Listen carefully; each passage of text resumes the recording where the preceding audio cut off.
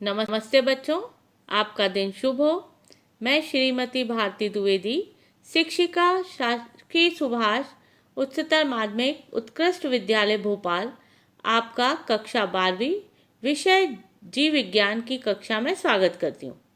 आज हम अध्ययन करेंगे अध्याय 13 जीव और समष्टियाँ, ऑर्गेनिज्म एंड पॉपुलेशन, जिसके मुख्य बिंदु हैं अनुकूलन, पौधों में अनुकूलन, जंतुओं में अनुकूलन। प्रत्येक जीव में, चाहे वह जंतु हो या वनस्पति, स्वयं को अपने चारों ओर के वातावरण के अनुरूप ढालने की क्षमता पाई जाती है। यदि किसी जंतु या वनस्पति का उसके वातावरण को ध्यान में रखते हुए अध्ययन किया जाए तो ज्ञात होता है कि प्रत्येक जीव तथा उससे विभिन्न अंग उनके वातावरण के अनुरूप परिवर्तित हो जाते हैं। ये परिवर्तन जीव की रचना, कार्यकी, व्यवहार तथा स्वभाव इत्यादि सभी से संबंधित होते हैं। इनके फलस्वरूप जीव अपने वातावरण का पूर्ण सदुपयोग कर सकता है, जिससे जीव परिवर्तित वातावरण के अनुरूप परिवर्तित होकर अपने को विशेष वातावरण में जीवित रखने योग्य बना लेता है और नष्ट होने से बच जाता है। अतः किसी जीव में स्वतः नियमन, आत्म परीक्षण तथा जाति की रक्षा के लिए जो विशेषताएं पाई जाती हैं, उन्हें हम अनुकूलन कहते हैं। अनुकूलन के फलस्वरूप जीवों तथा उनके वातावरण में सामंजस्य स्थापित रहता है। किसी विशेष वातावरण में सफलतापूर्वक जीवन यापन करने के लिए पौधों और जंतुओं की संरचना एवं कार्यकी आदि में होने वाले परिवर्तन को हम अनुकूलन कह सकते हैं। पौधों में अनुकूलन। अपने प्राकृतिक आवास के आधार पर पौधे निम्न प्रकार के होते हैं: जलोद्भिद हाइड्रोफाइट्स, मरोद्भिद जीरोफाइट्स, समोद्भिद मीजोफाइट्स, लवणोद्भिद होलोफाइट्स। जलोद्भिद पौधे वे पौधे हैं जो अधिकांशतः जल में पाए जाते हैं या उन स्थानों पे जहाँ पर ज़्यादा जल होता है। जल निमग्न पौधे, सबमर्ज्ड प्लांट्स। जल निमग्न पौधे वे हैं जो पानी की सतह के नीचे पाए जाते हैं। उदाहरण: हाइड्रिला, पोटोमोजिटॉन, वैनिसलेरिया। निमग्न पौधों के प्रमुख आकार की लक्षण: इनका पादपकाय, प्लांट बॉडी प्रायः पतला व कोमल होता है। यह प्रायः पीले हरे रंग के होते हैं। इनमें पत्ती बहुत पतली और शल्की होती है। इनमें तना पतला होता है और म्यूसिलेज से ढका होता है। इनमें वायु। अब इनके हम शारीरिक लक्षण या एनाटॉमिकल फीचर्स देखते हैं। इनमें बड़े बड़े वायु स्थान पाए जाते हैं। क्यूटिकल या तो पूर्णतः अनुपस्थित है या बहुत कम विकसित होता है। इनमें प्रायः एपिडर्मल कोशिकाओं में क्लोरोप्लास्ट होता है। इनमें स्टोमेटा अनुपस्थित होते हैं। यदि कभी स्टोमेटा उपस्थित होते हैं तो वह अक्रियाशील होते हैं। इनकी पत्तियों में मीजोफिल ऊतक पैलिसेड और स्पंजी पैरेन्काइमा में भिन्न नहीं होता है। इनमें यांत्रिक ऊतक जैसे स्क्लेरेन्काइमा प्रायः अनुपस्थित होता है या बहुत कम विकसित होता है। इनमें वस्कुलर वेसल्स कम विकसित होती हैं। इनमें द्वितीयक वृद्धि सेकेंडरी ग्रोथ नहीं होती है। इनमें केवल पतली भित्ति वाला पैरेन्काइमा होता है। तैरने वाले पौधे। इस प्रकार के पौधे पानी की सतह पर रहते हैं तथा दो प्रकार के होते हैं। पहला, स्वतंत्रता पूर्वक तैरने वाले पौधे।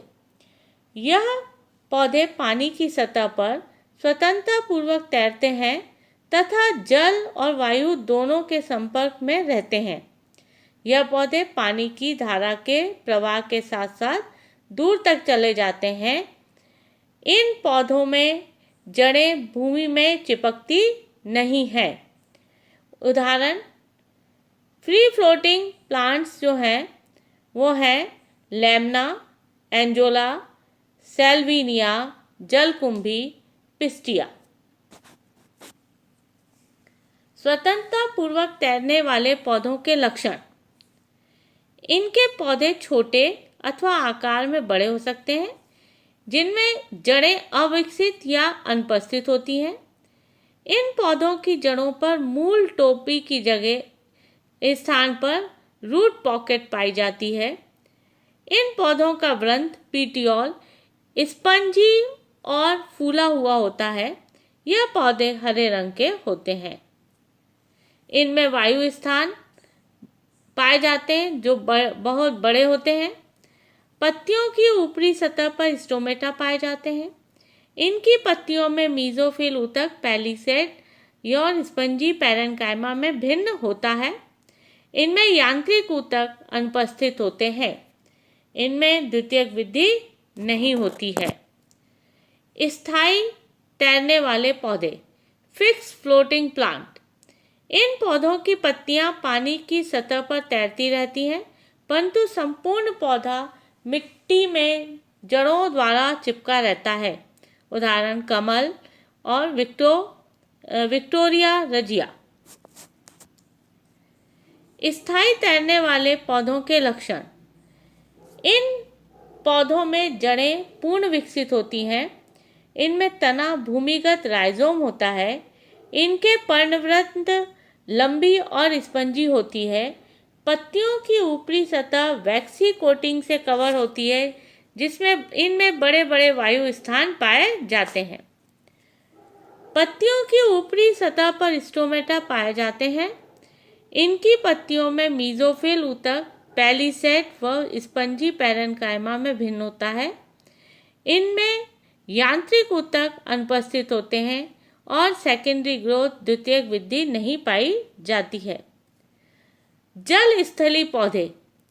इस प्रकार के पौधे प्रायः छिछले तालाबों या अत्यधिक नमी वाले स्थानों पर पाए जाते हैं। इन पौधों की जड़ें तथा तने का कुछ भाग जल में तथा शेष भाग वायवीय होता है। उदाहरण सैजिटेरिया, टाइफा, रेनिनकुलस एक्टिविलस और पॉलीगोनम। जल स्थली पौधों के प्रमुख लक्षण। इनमें जड़ें पूर्ण रूप से विकसित होती हैं। इनकी पत्तियां क्यूटिकल युक्त होती हैं। इनकी पत्तियों के दोनों सतह पर स्टोमेटा होते हैं। इनकी पत्तियों में मीजोफिल ऊतक पैलिसेड और स्पंजी पैरेन्काइमा में भिन्नित होता है। मरुद्भिद पौधे जीरोफाइट्स। मरुद्भिद पौधों के अंतर्गत अत्यंत शुष्क जलवायु एवं शुष्क भूमि में पाए जाने वाले पौधे आते हैं। उदाहरण नागफनी, कैक्टस, बबूल और आक। मरुद्भिद पौधों में अनुकूलन के कारण। मरुद्भिद पौधे शुष्क वातावरण में होते हैं, अतः वे निम्नलिखित कारणों से अनुकूलन करते हैं। जल के अवशोषण के लिए, ज़्यादा से ज़्यादा मात्रा में जल के संग्रहण के लिए, वाष्पोत्सर्जन की दर को कम करने के लिए और प्रकाश को परावर्तित करने के लिए। इनमें वाहिनी ऊतक पूर्ण रूप से विकसित होते हैं। इनमें वायु स्थान उपस्थित होते हैं। इनमें कुछ मात्रा में यांत्रिक ऊतक भी पाए जाते हैं। इनमें एक्टोडर्मिस मोटी होती है। यह पौधे प्रायः सीधे होते हैं और इनकी पत्तियां विभिन्न प्रकार से रूपांतरित होती हैं। लवणोद्भिद पौधे। इसके अंतर्गत वे पौधे आते हैं जो अधिक लवणों प्रतिशत वाली भूमि पर उगते हैं। इन भूमि में कुछ घुलनशील लवण जैसे नमक, मैग्नीशियम सल्फेट, मैग्नीशियम क्लोराइड आदि पाए जाते हैं। लवण युक्त भूमि वाले पौधे समुद्र के किनारे पाए जाते हैं। होलोफाइट्स समुद्र के किनारे दलदली स्थानों पर पाए जाते हैं। यह मैंग्रोव वनस्पति का निर्माण करते हैं।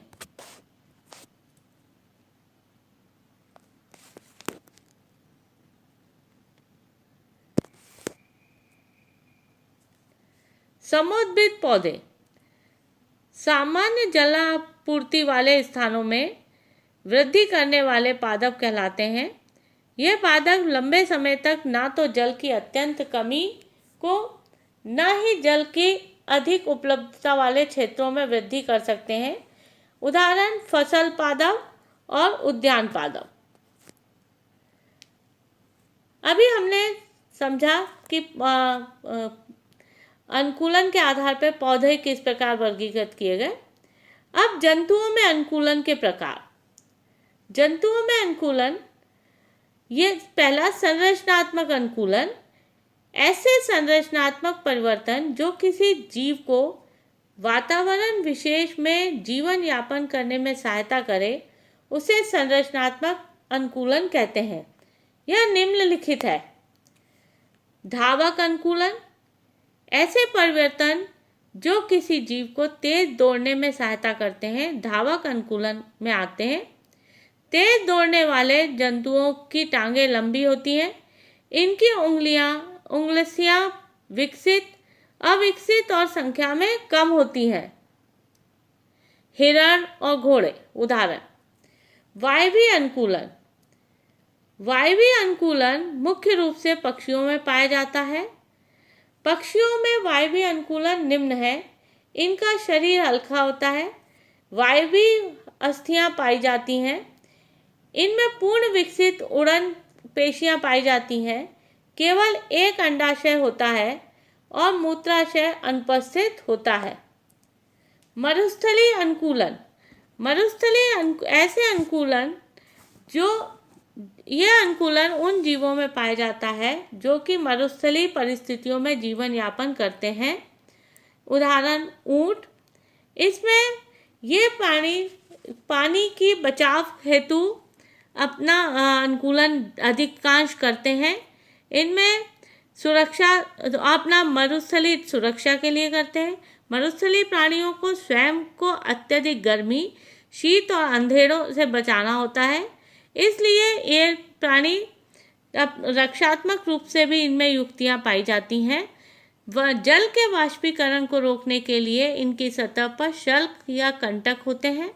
ये शरीर इनकी उपापचयी क्रियाएं जो हैं वो कम होती हैं और जिनसे कि पानी की मात्रा बचती है। ऊंट वगैरह में रेत में जो प्राणी होते हैं उनमें रेत से बचने के लिए नासा छिद्र में कपाट होते हैं और ऊंटों में ये नेत्रों की भांति बंद हो सकते हैं। जलीय अनुकूलन। ऐसे अनुकूलन जो जल में निवास करने में सहायता करते हैं उन्हें जलीय अनुकूलन कहते हैं। मछलियाँ इसका सर्वोत्तम उदाहरण है। मछलियों का शरीर धारा रेखीय होता है, ग्रीवा नहीं होती है। मछलियों में तैरने के लिए फिन पाए जाते हैं। मछलियों में श्वसन गिल्स के द्वारा होता है और लेटरल लाइन सिस्टम पाया जाता है। जलीय पक्षियों, कछुआ, मेंढक आदि में तैरने के लिए पाद में जाल पाए जाते हैं। खनन अनुकूलन। गुफाओं तथा बिल बनाकर रहने वाले जंतु खनन प्राणी कहलाते हैं तथा इनकी संरचना में हुए परिवर्तन खनन अनुकूलन प्रदर्शित करते हैं। खनन प्राणियों का शरीर अधिकतर लंबा, पतला तथा रंगहीन होता है तथा इनके उपांग लंबे व क्षीण होते हैं। नेत्र अल्प विकसित व कारहीन होते हैं, किंतु इनकी घ्राण शक्ति और स्पर्श क्षमता अत्यधिक विकसित होती है। इनमें बिल बनाने की क्षमता होती है। परजीवी अनुकूलन।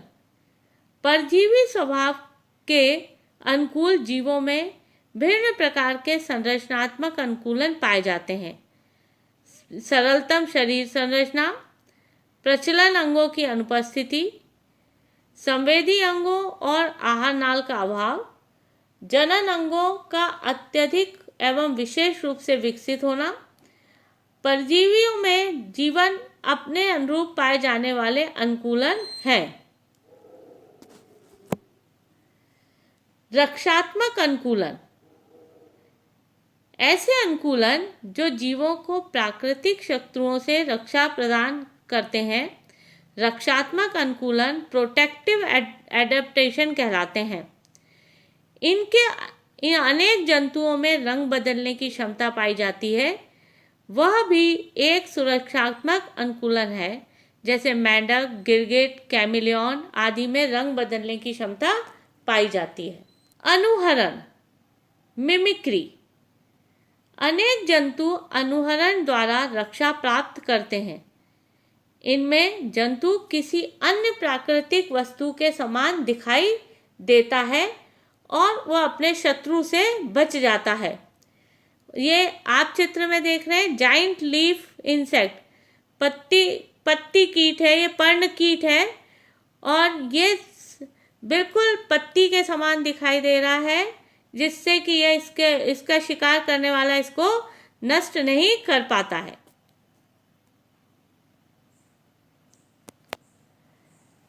दूसरा उदाहरण है स्टिक इंसेक्ट। इसमें आप चित्र में देख रहे हैं ये कीट है जो कि सूखी टहनी की तरह दिखाई दे रहा है और यह जब पेड़ पर होता है तो पता नहीं चलता है कि ये कीट है या पेड़ की कोई टहनी सूखी हुई है। ये रक्षात्मक ये मिमिक्री का उदाहरण है। फिर कैमोफ्लेज, कुछ जंतु जो हैं वो छद्म रूप धारण कर लेते हैं और अपना बचाव कर लेते हैं। ये देखिए, पहले बफ टिप मॉथ है जो बिल्कुल लकड़ी की तरह दिखाई दे रहा है। ये लॉन्ग लीफ है, इसको आप ध्यान से देखेंगे तो आपको पत्ती पर एक कीड़ा दिखाई देगा, बिल्कुल पत्ती के सदृश है। फिर एक बटरफ्लाई दिख रही है आपको जो कि बिल्कुल सूखे पत्ते की तरह है और ये सब जो है ये छद्म रूप रखा हुआ है, कैमोफ्लेज के को प्रदर्शित कर रहे हैं। शीत निष्क्रियता एवं ग्रीष्म निष्क्रियता। शीत निष्क्रियता, अनेक जंतु अत्यंत ठंड या शुष्क गर्म वातावरण में अपने आवास में माइग्रेट करने में असमर्थ होते हैं। अतः अत्यधिक शीत से बचने के लिए ये जंतु भूमि के अंदर चले जाते हैं, जिसे शीत निष्क्रियता कहते हैं। ग्रीष्म निष्क्रियता, अत्यधिक गर्मी से बचने के लिए जंतु भूमि के अंदर ठंड स्थानों में चले जाते हैं, इसे ग्रीष्म निष्क्रियता कहते हैं। इस दौरान जंतुओं की कार्यकी क्रियाएं अत्यंत धीमी हो जाती हैं। मेंढक ग्रीष्म निष्क्रियता और शीत निष्क्रियता दोनों को ही प्रदर्शित करता है। डायपाज, कुछ जीवों में प्रतिकूल दशाओं में परिवर्धन निलंबित कर दिया जाता है। इस अवस्था को डायपाज कहते हैं। झीलों और तालाबों में रहने वाले अनेक जंतु प्रतिकूल परिस्थितियों में डायपाज में चले जाते हैं। ये सभी जो है ये ताप नियंत्रण के प्रति अनुकूलता प्रदर्शित करने के लिए होते हैं। पुनरावृत्ति। बच्चों, आज हमने जाना कि किसी विशेष वातावरण में सफलतापूर्वक जीवन यापन के लिए जंतुओं की संरचना, कार्यकी आदि में परिवर्तन जो है वो अनुकूलन कहलाते हैं। पौधे और जंतु दोनों ही अपने वातावरण के अनुसार अपने को अनुकूलित कर लेते हैं, उनकी शारीरिक संरचनाएं परिवर्तित हो जाती हैं। अभ्यासकार, आज का अभ्यासकार के प्रश्न इस प्रकार हैं। प्रश्न पहला, स्वतंत्रता पूर्वक तैरने वाले पौधों के लक्षण लिखिए। प्रश्न दूसरा, मरुद्भिद पौधों में अनुकूलन के कारण लिखिए। प्रश्न तीसरा, शीत निष्क्रियता एवं ग्रीष्म निष्क्रियता में अंतर लिखिए।